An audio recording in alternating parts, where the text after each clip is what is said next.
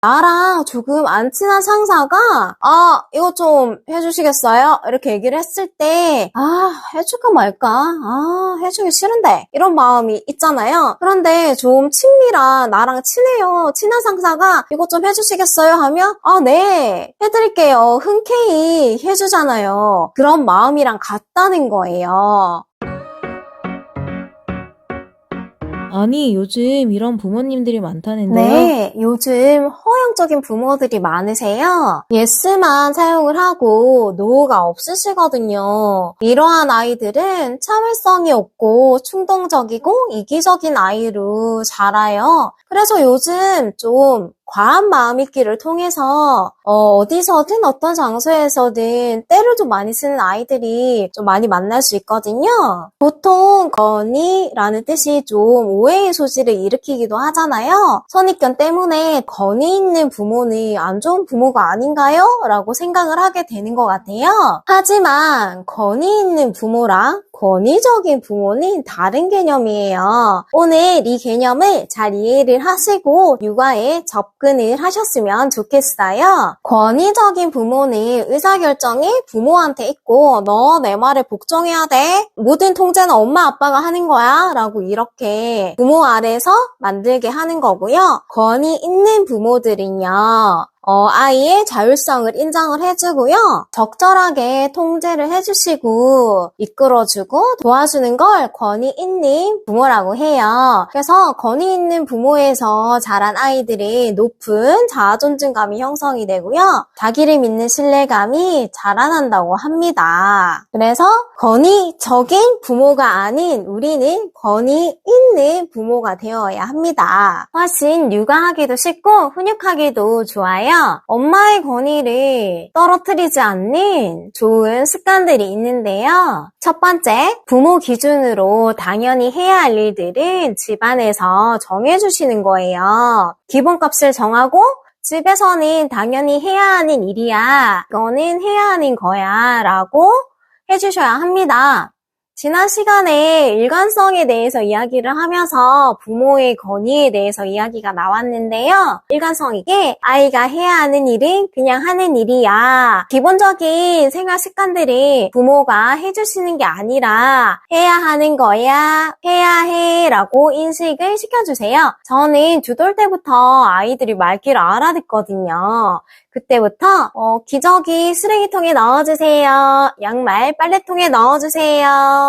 숟가락, 포크, 싱크대에 넣어주세요. 이렇게 아이가 할 수 있는 것들에 대해서 시켰어요. 그러면 아이는 내 행동에 대해서 책임을 지는 거잖아요. 그래서 내 행동에 대해 책임도 지고 엄마가 정해놓은 규칙은 당연히 지키는 거야 라고 어릴 때부터 해주면 또 우리들의 권위가 올라갑니다. 그리고 2번째, 아이와 작은 일에도 작은 약속 있잖아요. 약속도 지키기. 엄마들이 편하고자 지금 밥 다 먹으면 사탕 줄 거야? 라고 아이를 밥을 먹이는 그런 행동을 시키잖아요. 그래서 아이가 기대감을 갖고 밥을 또 신나게 먹을 거 아니에요. 맛있는 사탕 먹을 생각에. 그런데 밥을 다 먹고 난 후에 아이가 이제 뭐 책을 본다거나 인형놀이를 하면서 사탕 먹는 거를 잊어버린 거죠. 그러면 엄마는 갑자기 내적 갈등이 옵니다.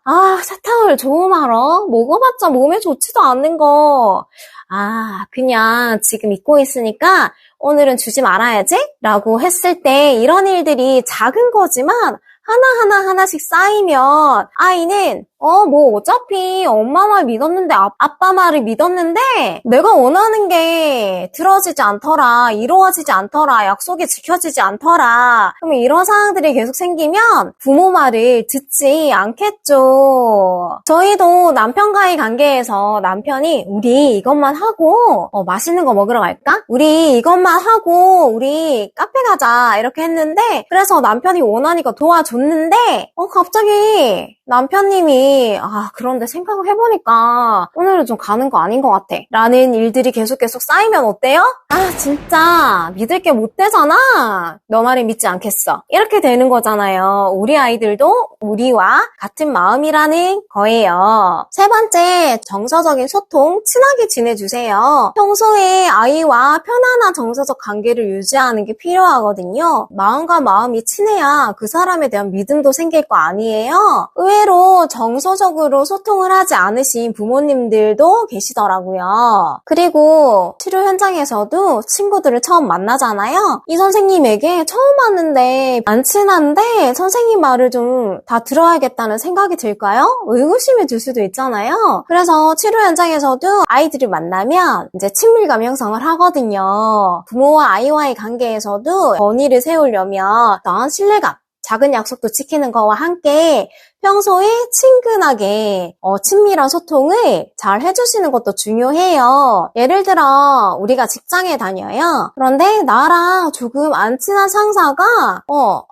이거 좀 해주시겠어요? 이렇게 얘기를 했을 때 해줄까 말까? 해주기 싫은데 이런 마음이 있잖아요. 그런데 좀 친밀한 나랑 친한 상사가 이거 좀 해주시겠어요? 하면 네 해드릴게요. 흔쾌히 해주잖아요. 그런 마음이랑 같다는 거예요. 아시겠죠?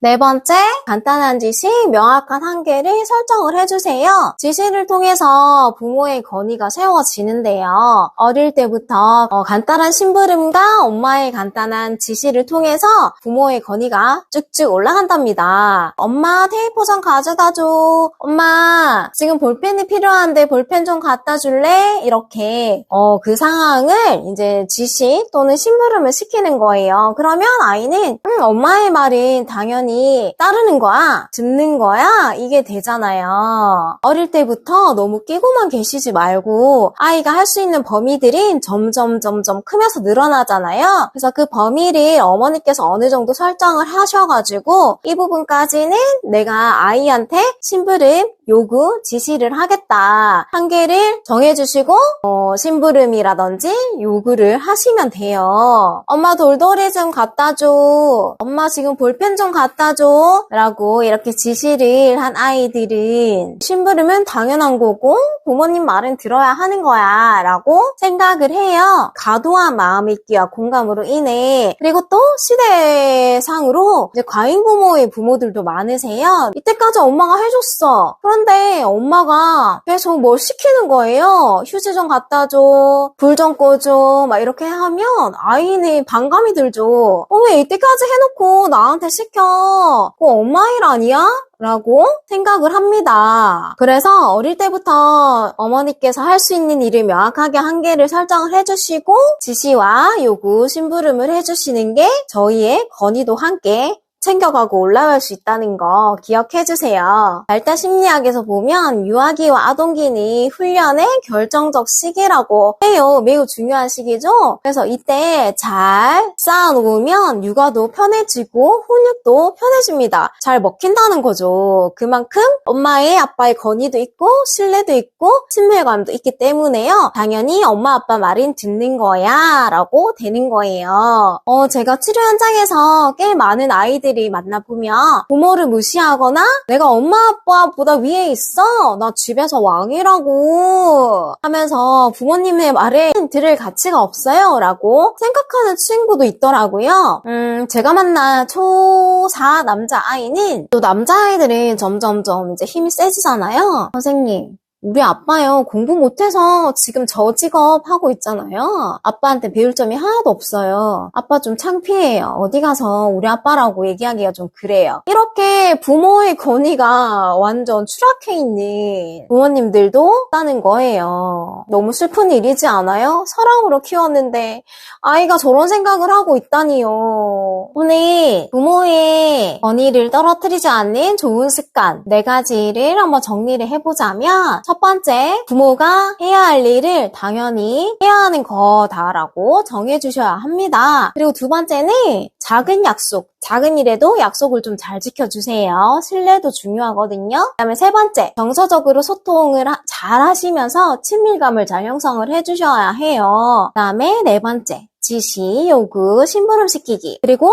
이제 명확한 한계를 설정해 주세요. 그렇게 계속 하다 보면 나이 낮았던 건의들도 점점점 올라갈 것이며 건의를 잘 쌓아있던 부모님들은 조금 더 단단하고 두터운 벽으로 우리들의 건의가 만들어질 거예요. 아시겠죠? 한두 번 해봤다가 포기하지 마시고 아이들이 서서히 변하거든요. 부모님들께서 그렇게 지속적으로 아이의 변화에 대해서 계속 노력을 해주시면 안 변하는 것 같지만 점점점 변하거든요. 그러면서 나중에 어느 정도의 시간이 흐르면 원래는 이 정도였는데 이만큼 변화되어 있는, 성장되어 있는 우리 아이를 보실 수 있기 때문에 건의가 좀 떨어진 것 같다. 지금부터라도 좀 잘 쌓아야 될 것 같다 라고 생각을 하시면 지금부터 꼭 실천을 해주시고 지금 잘 쌓고 계시더라도 단단한 건의를 형성하기 위해서 또 이렇게 쭉 한번 해보시는 걸 추천드립니다. 잘할 수 있으시겠죠?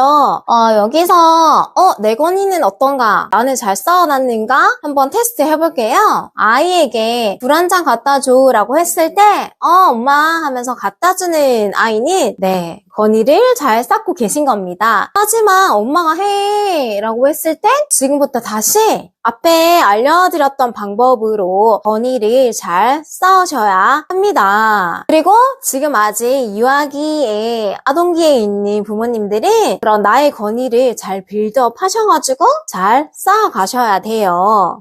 그리고 잠시 제 얘기를 하자면요. 저는 우리 아이들이 잘 성장하기 위해서는 엄마의 마음, 부모님의 마음도 되게 중요하고 대부분의 전문가들도 얘기하시는데요. 부부와의 좋은 관계를 유지하는 게 최고의 아이들에게 줄 수 있는 선물이라 하잖아요. 그런 것처럼 부모님들이 너무 좋은 부모가 되려고 하니 경향들이 요즘엔 되게 많으시더라고요. 하지만 좋은 부모는 잘못 생각하고 계시는 게 아이의 그런 의식주, 기본적인 것만 해줘도 엄청나게 좋은 부모잖아요. 그래서 굳이 나는 더 좋은 부모가 되겠다라고 생각하는 그런 이제 약간 강박적인 사고를 조금 내려놓으시고 그냥 기본적인 것들 안아주고 사랑한다 해주고 밥 차려주고 집안일 해주고 어려움 있을 땐 도와주고 가르쳐주고 하시잖아요. 이끌어주시고 기본적인 것만 잘해줘도 최고의 부모예요. 그래서 나는 좋은 부모가 되겠다라는 생각을 조금 내려놓으시고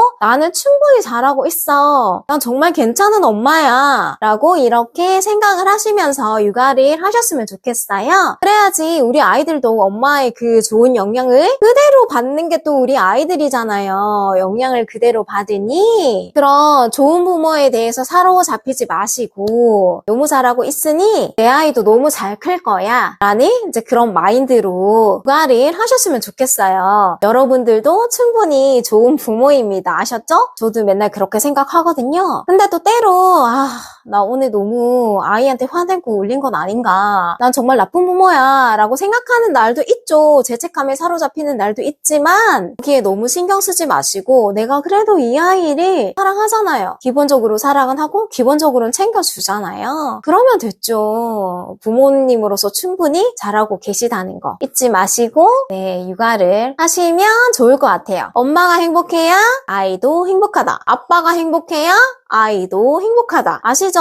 건의 있는 부모 밑에서 자란 아이들이 높은 자아존중감을 가지고 자라나잖아요. 그게 바로 자존감인데요. 다음 시간에는 자존감이 높고 자신을 신뢰하는 아이로 만드는 법에 대해서 알려드리도록 할게요. 제가 작은 채널이잖아요. 그래서 여러분들이 조금 더 힘과 용기를 주시면 제가 더 좋은 내용들을 가지고 돌아올 수 있을 것 같아요. 구독과 좋아요 부탁드려요. 감사합니다.